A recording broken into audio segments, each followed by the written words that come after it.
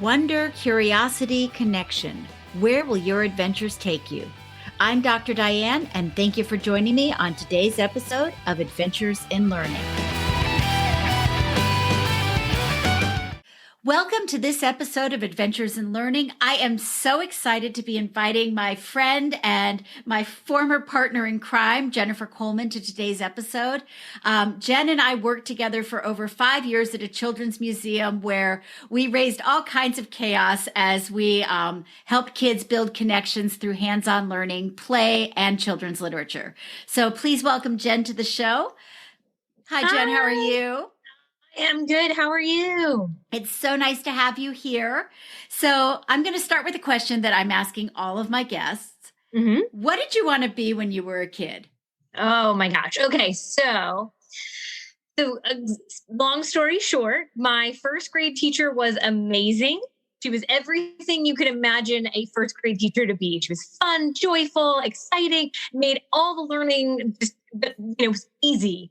My second grade teacher was absolutely miserable. And it was drudgery working in her class. Like everything was seat work, nothing was fun or joyful. And so I decided by second grade that I wanted to be just like my first grade teacher and replace my second grade teacher. So I decided very early on that I wanted to be a teacher. And so I taught my stuffed animals. I tried to teach the neighborhood children. I loved learning, and I loved all the books that you read about teachers and, about learning and stuff.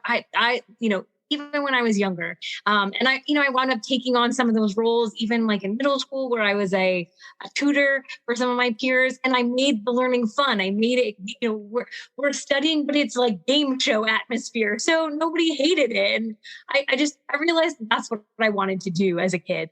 But my secret passion that I literally have, I've not told anyone else this, is that I also dreamed of being a newscaster. And I have no idea where that came from. My family didn't grow up. We didn't grow up watching the news or anything like that. But I always thought it would be very exciting to be like where the news happened and be holding the microphone and talking to the people at large and telling them all the important things. And I realized recently that that's pretty much what a teacher does. I was going to say, building those connections, that's exactly what you do as a teacher. You are Showtime connected with all that fabulous content. So it sounds like you've been training for this your entire life. I have. And if there's any newscasters out there, I apologize. I never want to step on your toes. But I definitely realized that's probably where some of that skill set might have also gone in that direction. But yeah, I wound up being a teacher for many years, and I feel like as a whole, I am an educator because I do, even though that's not what I currently do, I do feel like I take the opportunity to educate people through my daily life, through my actions, and a little bit through the job that I currently. That makes total sense to me.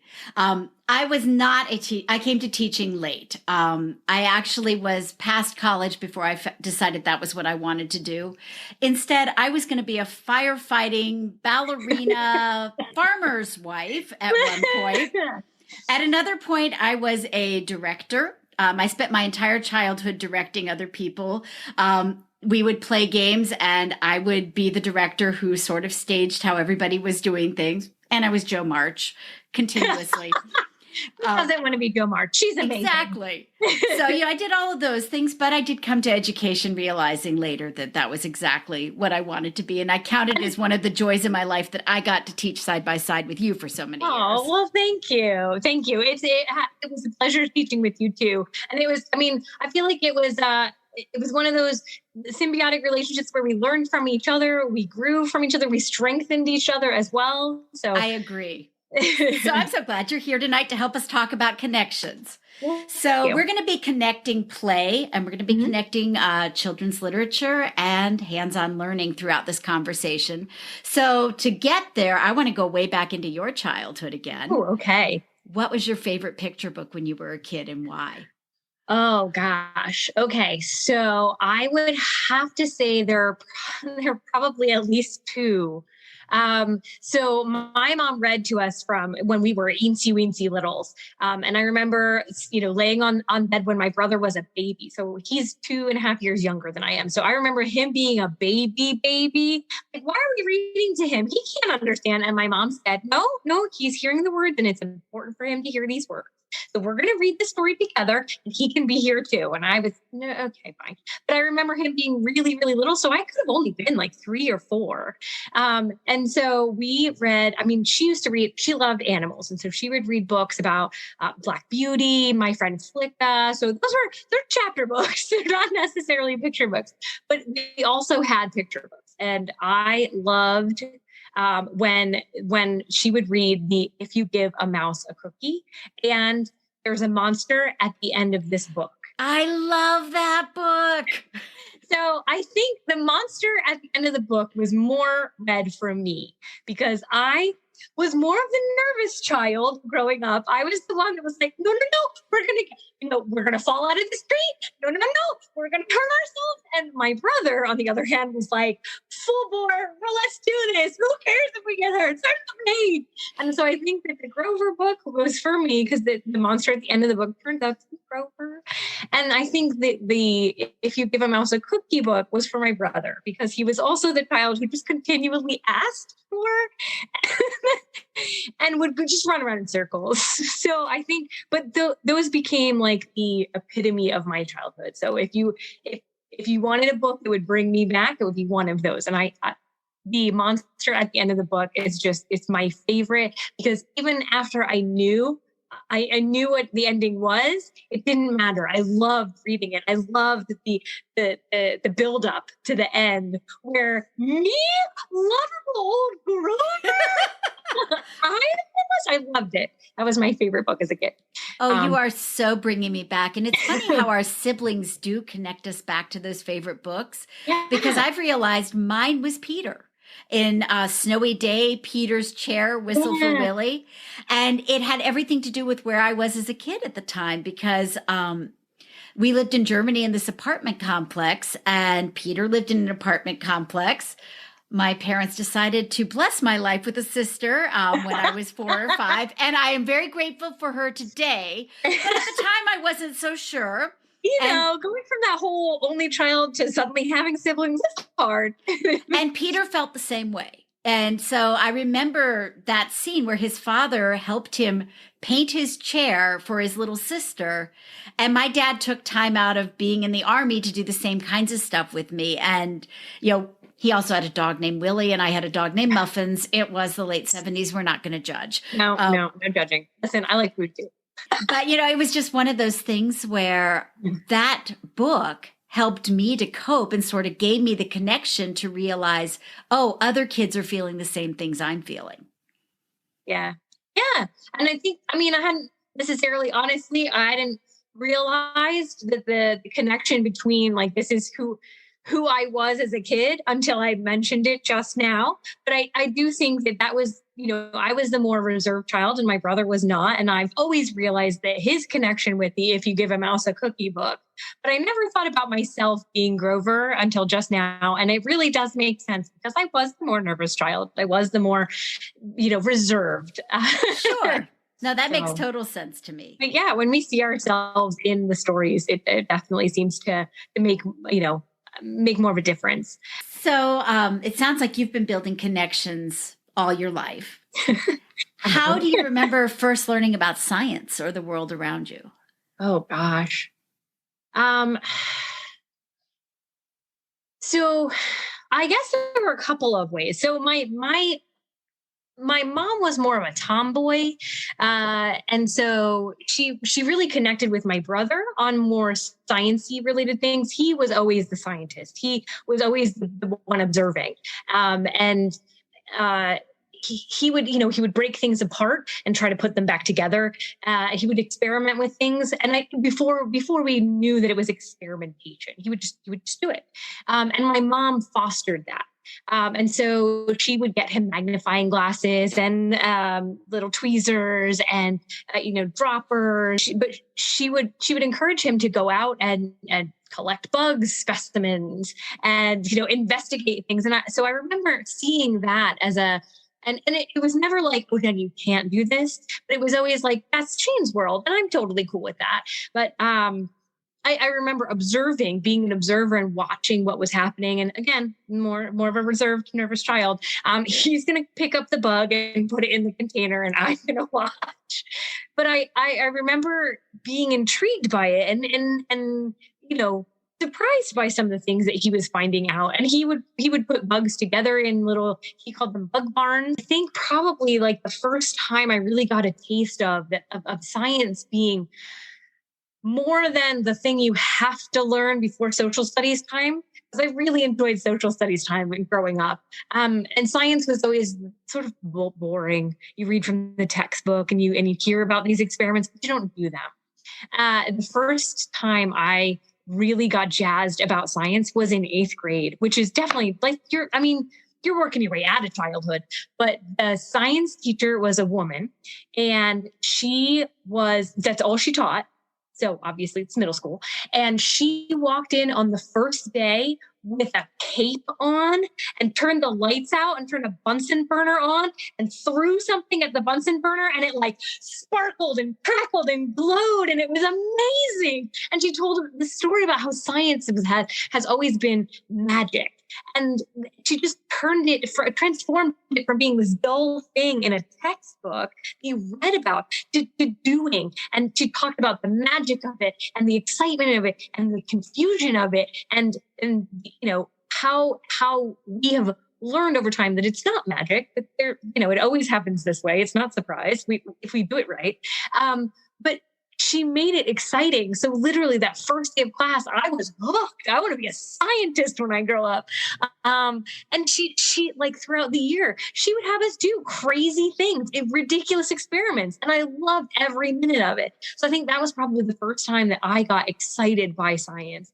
And I wound up my first year teaching only science. And I kept trying to channel her. Just channel Mrs. Chavone. She was so amazing. I just wanted to be her. And about halfway through the year, it was like Christmas break maybe, I stayed up really late one night and I found her school email and I sent her this really lengthy email about how I was just trying to channel her. And she sent me back just like 1 or 2 lines. Thank you so much. This means so much to me. But you have no idea how much I'm just flying by the seat of my pants. But I thought, okay, all right, I can channel that too. But honestly, that was probably my first real draw in, because like I said, it was always sort of Shane's thing. It was always something that I observed. And so that first, the making it exciting, the dressing up, the making it playful. I mean, she came in wearing like the Groucho Marx glasses and nose and mustache one day. And it was the best fun we'd ever had. And we were 8th graders. And so, like that whole, you're getting out of childhood, but we were playing and it was great. And that is an absolutely perfect transition. We're going to take a break. And when we come back, we're going to start diving into play and learning and how those two go together for the best results. We'll be back in just a moment.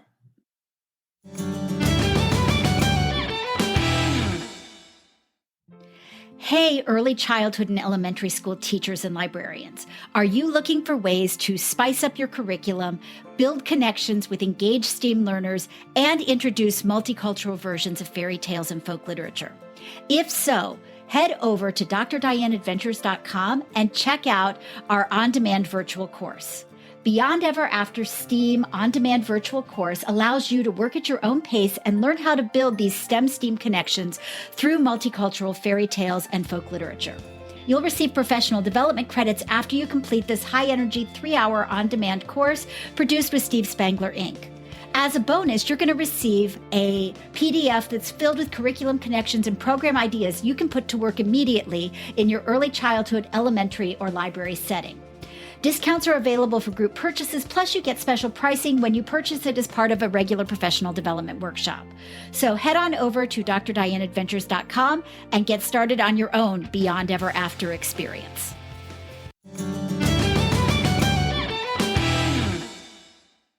So welcome back. Let's go back into exploring play. So, Jen, you brought up play, and that being one of the reasons that Mrs. Chavone really rocked your world when you were in eighth grade. And knowing the way that you teach, I can absolutely see how you channeled her down the road. Why is play important? Oh gosh, play is so meaningful. You're making memories. If you think about when the memories you have with your family, most of the time they're playful memories, right? I mean, you're maybe it's on vacation, maybe it's, growing up knowing, remembering things. Like, I know for me, I remember things when I went playing with my family. I remember my brother and I would reenact the Olympics every year, or every, year that the Olympics happened. We would reenact them in our yard. So those are huge memories that you carry with you. You're not going to forget those things. And so I think that play is such a huge part of learning because it makes it memorable. It makes it stick. And it connects to things that you already know. And that's a huge piece as a teacher, that you're supposed to connect the prior knowledge, make it relate to something that they already know. But I think that it relates in a way that's fun and joyful as well. I think, a lot of learning experiences, if they attach to a feeling, I think that they stick a little bit longer. So I think that play and learning they should go hand in hand, honestly. So can you give an example of a time that you built play into a lesson you were teaching? Yes. One of my favorite lessons that I taught, it was a stolen lesson. I stole it from somebody else. I read it in a teacher's manual, a teacher's, magazine, was, the revolution. And so you had to pose to the students as if this was really, truly happening. And you had to pose to the students that the price of lunches was going up. And so I drafted this whole letter and had my principal sign it and everything like that, and made it look like it was official, and made 20 copies of it so we could go into their Friday folders. And I came back, from lunch the one day, and I was like, guys, and I read this. I was like, and that was normal habit. I would tell them what was going in their Friday folder. And I said, this thing is going in your Friday folder, but I want to take a second to talk about it. And we started talking about it, and I read it off to them. It sounded very official. Prices of lunches going up to $10 a day or something ridiculous like that. And the kids started right away, like, that's you can't charge that much. And I said, well, let me keep reading. And it says we're going to pay for the new playground. And they all screamed, when's the playground going in? And I said, oh, it says next year. Well, we're going to be gone by then. We're going to be in the middle school. We won't be able to use the playground. This is terrible. I said, well, I don't know, guys, what do we do? And they immediately jumped into action. Well, we should boycott the cafeteria. Let's not buy lunches anymore. That sounds like a great idea. Anybody else got ideas? And they started throwing ideas, and I started, let's make a good list on the board. We'll make a list of this stuff. Great idea. Keep coming at me. So they start throwing out, ridiculous ideas. We should egg the principal. Oh, okay, we'll put it on the list. And then they're panic. Wait, don't put that on the list. Maybe we'll get in trouble. What if the principal walks in right now? Let's do it. And you know what? We'll tell him what's going on. If he walks in, we'll tell him. And I go, okay. So I riled them up, and they come up with this amazing list. They're going to go to the school board meeting, and they're going to write a strongly worded letter, and they're going to, get the newspaper involved. They want to take pictures, and they're going to have, pictures outside the cafeteria, and they're going to make signs so that the other students decide that they're not going to, and they get into this whole thing. They're going to have a giant food fight in the cafeteria. And I said, oh, these are great ideas. And when we slowly, there are a couple of kids in the back that are like, I don't want to do any of this. I pack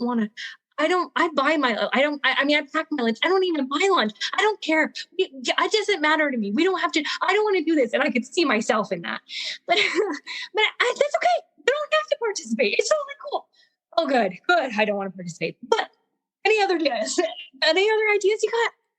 And so at the end, I would reread the letter going home in the Friday folders, and it would say, dear colonists, thanks to the War of 1763, the French and Indian War, we're going to have to tax you people. And starting, immediately. And the kids rioted. Oh my God, they were devastated. Wait a minute. First of all, we're not getting a new playground. No. But that also means we're not going to be food fighting in the cafeteria. I was really excited about it. And but they felt something. They felt angry. They felt, frustrated. They felt trampled upon, and they they were inspired to create this list. And then we went through the list and I said, that food fight in the cafeteria, that's the Boston Tea Party. And that strongly worded letter to the school board, that's the Declaration of Independence. You guys thought like revolutionaries, and we were just playing around. We were just pretending that we were there, but you've just created this amazing list of all the things that the revolutionaries did. And then we talked about the kids who didn't want to participate. There were people who didn't want to participate. There were Tories. They wanted to stay loyal to the crown, or they just didn't care. And then there were also some bad ideas. The Boston Tea Party got the whole, Boston Harbor shut down. There were good ideas, So we talked about that. And then we talked about okay, now the official learning starts, where we talk about this is that, this equaled this. So your Boston Tea Party equaled your food fight. We got down to the facts of the matter. But they were excited to learn about the facts of the matter then, because they had investment in it. They bought into it. But it was in such a playful manner that afterwards we took a vow of secrecy. We promised, we pinky swore that we would never tell anyone about this lesson, because if their siblings had the same class some other day, that they would want their siblings to have the same excitement that they had. Because afterwards, they were devastated, but they were also really, really, they were like, oh, you pulled one over on us. That was good. That's awesome. So you really were able to connect that passion, that emotion, the play to the content. Yeah. And so it was hilarious. Literally my last class of students that I taught graduated just this past year. And every time I run into a student who I had their sibling later on in the year, they would stop me and say, have you done the lesson yet? Like that lesson? I love it. And I would say, no, not yet. Don't tell them anything. Oh no, I won't tell them anything. But I can't wait to hear whether or not they reacted the same way I did. They were super excited about it for their future generations of classes. So, well, they had ownership of it, which I think is so huge. You're talking about fifth graders. And I was thinking about when I ran the preschool up in New York, I had 4-year-olds. 4 and 5-year-olds, and we would do similar things in terms of engaging in play. Yeah. And so I was thinking we would do a solar system month where we would talk about space and we would explore things. They built with me, like it was a kid and adult together project. We would build a spaceship. And we would build it out of like an old refrigerator box. We would look at pictures of the space shuttle. We would look at pictures of the rocket ships. We used foil and paper and things like that. Yeah. And that box hung out in our dramatic play center. There were clipboards where they were the NASA scientists and they were writing stuff down. And, it was filled with books, like all sorts of nonfiction books. Seymour Simon was fabulous for having just the gorgeous pictures of all the different planets. But we would compare that with fiction. And so I loved matching it with Hedgie Blasts Off by Jan Brett. My gosh. And when we would use that book, we would read it aloud, and then they would create their own Mickup, and they would create their own Hedgie. And we would do the whole experiment where we were looking at the buildup of pressure and creating that explosion. And so we would do that, and we would actually launch rockets. And so they got to play with some chemical reactions as we looked at, mixing the citric acid with the water, what happens. So all of this became part of the play, and it was all centered around books and the sense of we're going to be astronauts for a month and we're going to go explore all of these different planets. And there was so much content that we worked in where they could compare and contrast the planets. They knew which planets were hotter, which ones were colder. They could sing the song about the planets, all of that. But it all started with the idea of how do we build connections through play? Yeah. Oh, absolutely. And I know for me, I managed to tie in the books with them after the fact, because I wanted to introduce it in that like glamorous, amazing way. But afterwards I love using picture books, even with my 5th grade students. And so my favorite to tie in with the revolution, besides, there was the whole series. And I know you'll know the author, If You Lived When, and there were a whole bunch of those. And There was one about King George, won't you make them behave, George. And so that whole series, we had those out in the classroom all the time. But my favorite to read aloud to them after they had learned about some of the individuals that were influential in the revolution was the book by Lane Smith, John, Paul, George, and Ben, because of course it's also a play on the whole Beatles. Yes.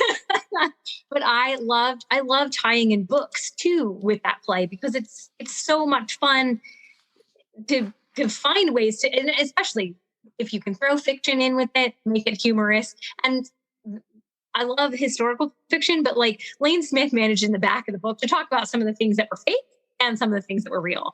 And that was so much fun for the kids to be like, wait, no, for real? Yeah. So I love being able to tie those things in too. Steve Sheinkin is another one who is just a master at being able to pull the facts that weren't in your textbook, but were the dirty, interesting, gross things that kids want to know about. Yes. Oh, yeah. And I feel like why don't we talk more about that? Exactly. And I love the fact that there are so many multicultural picture books and multicultural stories that are available too. Because I think all too often in our textbooks, there are so many voices that have been silenced. And this is a wonderful opportunity to develop empathy and be able to see things from another perspective as well. Oh, yeah. Yeah. And I remember, again, I taught fifth grade for 10 years. So and they're all about 10-ish. But I remember the kids always wanting to know about the girls, because, half of the class is typically female, and yet we learned very few females in our history class. And so that was always my encouragement to go research the women of history. But I started supplementing the textbook with stories about women. And so sometimes they came from books, chapter books or picture books about, women specifically, because that was always it. And the other thing that they always wanted to hear about was the kids. They're kids. What were kids doing during the revolution? We only ever hear about the adults, but had to have been children. And so, I don't know what they were doing, guys. Let's find out. So that was a great opportunity for them to direct the learning as well. Absolutely. And when they've got the ownership, then they're much more likely to remember as well. Yes. The kids learn that I would throw things out there that weren't on the test. And so when they would raise their hands, inevitably some kid would raise their hand, stressed kid, the nervous one, me, would raise their hand and say, is this going to be on the test? And I would say, no, it's not going to be. And the rest of the kids would go, perfect. And they'd all get in and they'd all lean in a little bit closer and be like, okay, now you can tell us, because they were excited to hear about this random piece of trivia that they didn't need to know, but they probably were going to enjoy. Oh, I love it. So you use that whole drama and the Miss Frizzle effect to draw them in and get them excited. Yes. I was thinking about when we were both at the Children's Museum, one of the things that we both drew on was sort of that Miss Frizzle attitude towards showtime and towards play, because while we had content we were sharing, everything had to be embedded in play. Yes. And the play came first. The fun came first. And I think for me, that had always been sort of the thing that I strived to do as a teacher, was to make it playful, to make it enjoyable, to make it joyful. But it was, there was certain content that needed to be covered, like you said. And what we did as museum staff was we turned that around. We made the play was first and foremost, and the content was secondary. And I felt like I enjoyed that so much more. And I think it was done differently. And there were times where the teachers would look at us and be like, oh no, there's no way this is going to work. And then we would knock their socks off, because it would not only work, but their kids would be well behaved. Their students would be engaged and enthusiastic in learning. And then as they were walking out the room, they would be talking about what they just learned about to their teacher. And their teacher was like, okay. And that's something that Steve Spangler calls making it a best day ever. And he's like, if you make it to the dinner table, then you've succeeded. And I think that's sort of what the goal is if you can do those hands-on activities and build those connections, create the wow, then you've got a shot at being the best day ever and making it to the dinner table. And then you know you've made it. Oh my gosh. I mean, I think about the times I probably made it to the dinner table at others, my students' lives. I can only imagine what you were discussing. But they were discussing it, so that's the good thing, right? That's true. And I had very few concerns that it was going to be something negative, but heavens knows. There was one year that the students definitely jokingly referred to me as the Frizz. And it was one of those years where if it could go wrong, it did. And my classroom got a hole in the ceiling right in the middle of a torrential downpour, and the water just started streaming in. And my students knew how to handle whatever they were good at it, and they immediately, they jumped to the rescue. They got a bucket, got some bins, they handled it, they moved the desks. It was great. And all the while I'm watching them, and I'm laughing, and one of the kids turns to me and says, "Miss Coleman, are you okay?" And I laughed and I said, "Come on, who else's classroom would have a built-in waterfall? Guys, this is amazing, isn't it?" Like the perspective just changed 100%. You're right. Our class is so cool. That was the year that the kids were like, I think she and the Frizz might be the same person. Well, and I love the resiliency that kids can have in a circumstance like yeah. that. We wound up, there was a year, I wonder if it was the same year for us, preschool flooded. Completely. Oh, gosh. Like we had a flood come through. We were in the basement of a church up in New York, and we had to move the entire preschool over to the empty vicarage house. Oh, and for like 3 months, that's where we were. But the kids loved it because it was like our treehouse. It was our adventure. And so we wound up doing paleontology for that for part of that time. And so we had a room that turned into our dinosaur dig pit, and they were using their tools and they were excavating. We were able to lay out, we measured the house and we measured dinosaurs compared to. Oh, that's cool. Like what dinosaurs the size of the living room? Well, and we would take tape and we would run it all over the building so that the kids would lay head to toe, and we'd figure out how big a triceratops was versus a T-Rex versus an apatosaurus. And, the apatosaurus went from the back door all the way through into the kitchen. And, oh my gosh. They had these visuals, and we wound up making the space our own, but the kids were so resilient and they went with it. Yeah. And because we were able to look at it from a playful attitude and had established that way that this is how we were going to look at the world, they were okay with doing that. Yeah. I think very early on, I always tried to establish the idea that we are going to have fun in this room. There are times we're going to need to be serious, but we're going to have fun. I guarantee you. So if we're in a serious bout right now, just hang on. We'll get there. We're coming back up to the fun. Don't worry. And my students knew that. And so they knew that, if it wasn't a funny moment they knew to look around, read the room. I taught them to read the room very early, but they would look around and go, okay, so we're not being funny right now. We're not being silly. We're being serious. Got it. But it's coming up and I'm waiting for it. And so they would hang in there until it was time to be funny again. And they knew. And, that was how I ran my entire classroom in that fashion, so that they knew there's a time for play and right now is not it. Got it. And I know, having traveled the country with you, that fun and play is a huge part of how you approach life. And when we come back, we're going to explore a little bit about how this sense of play has influenced your adventure in learning. Perfect.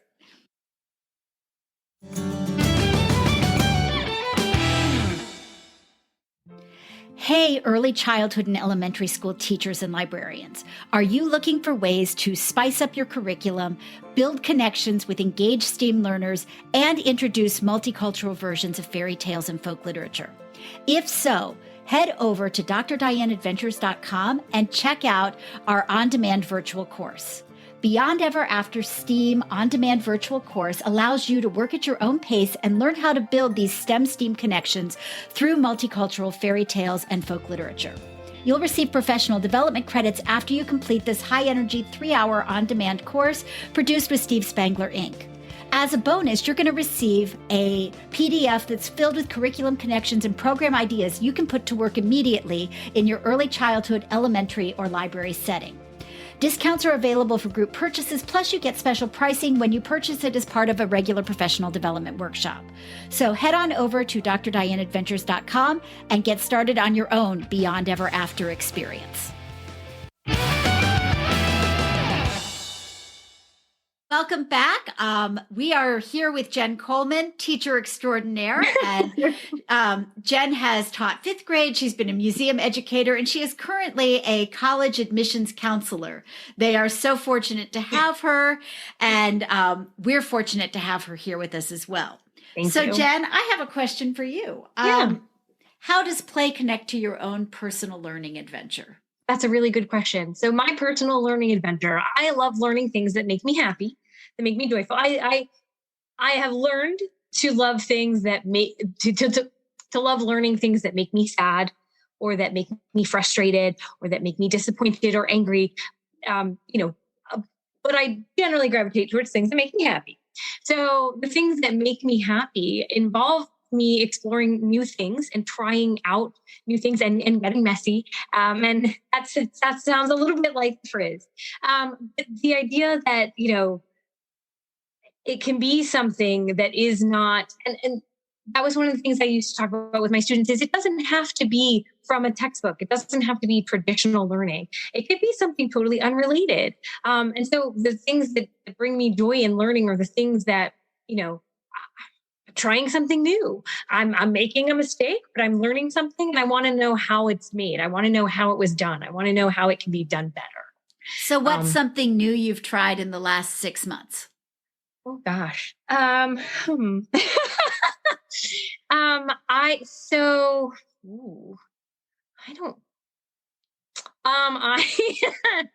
learned how to tile a wall. Hey, that is an accomplishment, and it's something new. I started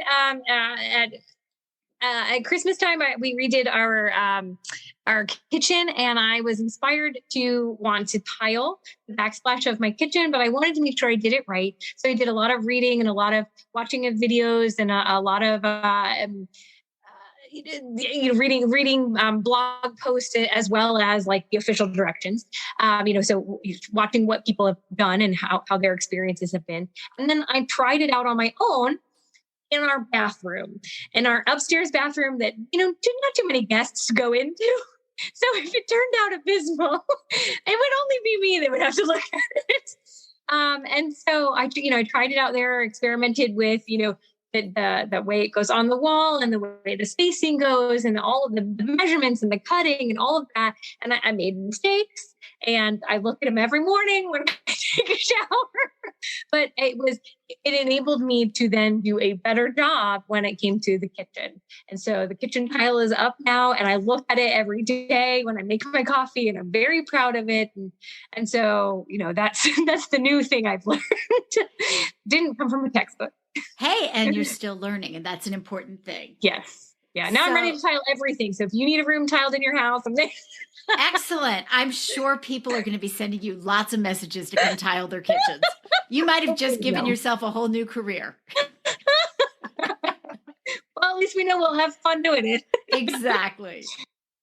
So, Jen, as you were talking about your favorite picture books as a child and being that nervous child who didn't always want to jump in, I was thinking about picture book connections, and there's a brand new picture book coming out later this month that explores the endless possibilities every child has, and I kind of think that goes for adults too.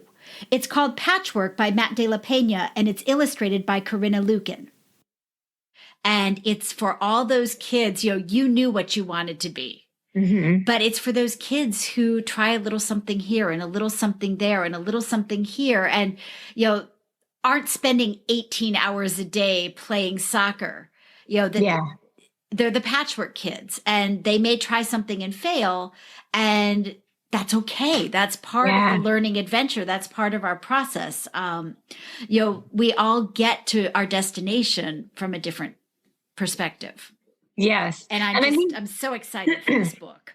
That's awesome. That sounds like a great book. And I think you and I have had that discussion very often. The path that you take doesn't have to be a direct path. And more than likely, It won't be. And if you look around and you talk to people you meet, you're going to find that their path wasn't very direct either. Well, and that's So, why it's an ongoing adventure in learning. I yeah. love the notion that we're always learning and we're always building these connections, and no experience is wasted. Yes. It all comes back and serves in some other way at some point. Oh, yeah. And I Yeah. think that makes a huge difference. So, what's something that currently brings you joy? Oh gosh. So I find joy in lots of little things. So I do I do I when it's quiet time at my house, my husband goes to sleep first, and I often take longer to fall asleep. So I have found myself either playing games on my phone. I like to, and they're usually brain games, which makes me feel like I might be, at least preserving some of those brain cells. But I like to play Sudoku or do word searches. But I also like to read comics, and so again, that brings it back to me being a kid.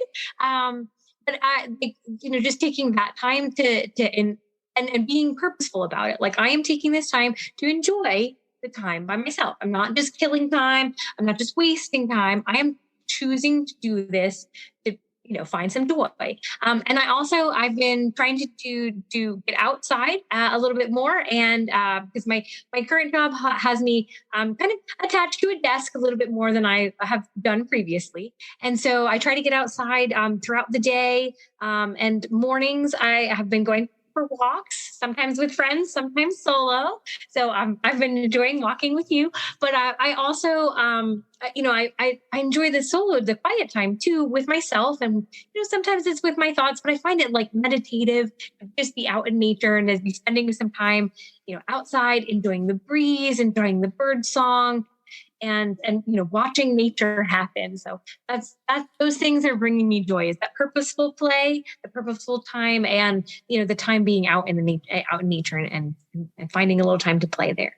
And it really is purposeful play. I was thinking that's one of the things I'm grateful for that came out of the pandemic over the last couple of years is I slowed down and started paying attention to things. And so things I hadn't noticed before, the way the robins come out, the seeds that are coming out on the trees, Yeah. Watching the frogs and their cycles in the pond that's nearby, getting to know all of the muskrats who live in the pond. These things I never paid attention to. And I find that when you do slow down and you pay attention to those, they do bring joy. Oh yeah. Are you kidding? I felt like a Cinderella princess today because I was, at the sink doing dishes, getting prepped for dinner and whatnot. And I'm looking out the window, and I have noticed I have a bunny rabbit who lives in my yard. I have a groundhog who lives in my yard, and I have several squirrel families that live in my yard, and a bunch of birds. And they were all out in the yard, and they were all like running around playing with each other. And I'm not sure if they were playing or chasing each other, but I was just like, oh my gosh, look at all my animals. I love it. You could put Disney Princess on your resume. I could. But I've definitely taken the time to observe those animals. I didn't know that, before the pandemic, I did not know if animals lived in my yard or not. I couldn't tell you that. And just, spending more time observing it, I've learned, that I enjoy that connection. I enjoy feeding the birds, and I enjoy watching them, the squirrels run around and climb the trees. And it's really rewarding, oddly, to watch the animals. So since you're putting play into your life on a personal level, and you've certainly got a lifetime of experience bringing it into the classroom, what would be like 2 or 3 takeaways you would want people to remember about how to incorporate play for meaningful learning? Oh, okay. Well, if you're not having fun, you're probably not doing it right. So there's the first part, is if you're not having fun, you're probably not doing it right. And sometimes I actually have to tell myself that, like, and even sort of the mundane tasks, if you're ironing a shirt and you're not having fun, I mean, it's hard to have fun while ironing a shirt. But if you put on some music and you start dancing around while you're ironing that shirt, you're suddenly having fun. And if you're using the iron as a microphone, you're having fun. And it suddenly becomes a more joyful task. And if you can start associating those fun moments with even the mundane drudgery tasks, it becomes fun. So you're adding play to that. And that's sort of like an everyday thing. And I think if you could just put a soundtrack to everyday life, I mean, we watch movies and we see the soundtrack, those are like montage scenes where they're all doing something fun and they have some great music in the background and you see all the fun things. They had to like stop and go to the bathroom at some point. There are boring moments. We don't see those because there's a soundtrack to it. So just turn on the music. Like that was oftentimes in my classroom, I would just turn on music. And the piano guys are fabulous. And they play contemporary music, but piano versions. So there's no words. So your students know the song. They're like, hey, this song it's a popular song. I don't know the words to it though. But it's a good song. So they'll enjoy if you put on some music. So even when we were doing things that were, tasks where they need to be focused on something else, whether it was cleaning up, whether it was, doing the science experiment, whether it was writing, I would put on some music and my students would enjoy the music and, and you'd see them while they're writing, they're at their desks, they're silent, they're not talking or looking around, but their little shoulders are bopping up and down because they're getting into the music, but they're doing their thing. And it, it's multisensory and, you're helping those kids who have ADHD, maybe get that multisensory so that they can focus. But at the same time, it's just joyful. It's just fun. It's playful. And so, incorporating music, giving your life a soundtrack. So if you're not having fun, you're not doing it right. Get some music in there. Experiment like there aren't any rules. So play like a baby, but in that way that you're curious about everything, and then everything becomes an experiment, and everything becomes playful. So I think that those are my pieces of how to explore the world, experience the world, and make it more playful. Excellent. Well, thank you for joining us today, Jen. We've had Jen Coleman with us today, and I'm feeling like we need an offshoot podcast now called If You're Not Having Fun, You're Probably Not Doing It Right. So you might want to look for that next year. I'll be happy to help you host that one. I'm kind of thinking we need to co-host that one. It would be great. I would enjoy that. Well, thank you so much for having me. It has been a pleasure. And I'm glad to talk about play or learning or books or anything else with you. Thank you again for helping us connect play with STEAM learning and children's books. Check the show notes for links to the books we've discussed today. I look forward to taking another adventure in learning with you soon. You've been listening to the Adventures in Learning podcast with your host, Dr. Diane. If you love the Adventures in Learning podcast, we'd love for you to subscribe, rate, and give us a review. We can't wait to see you for our next Adventure in Learning.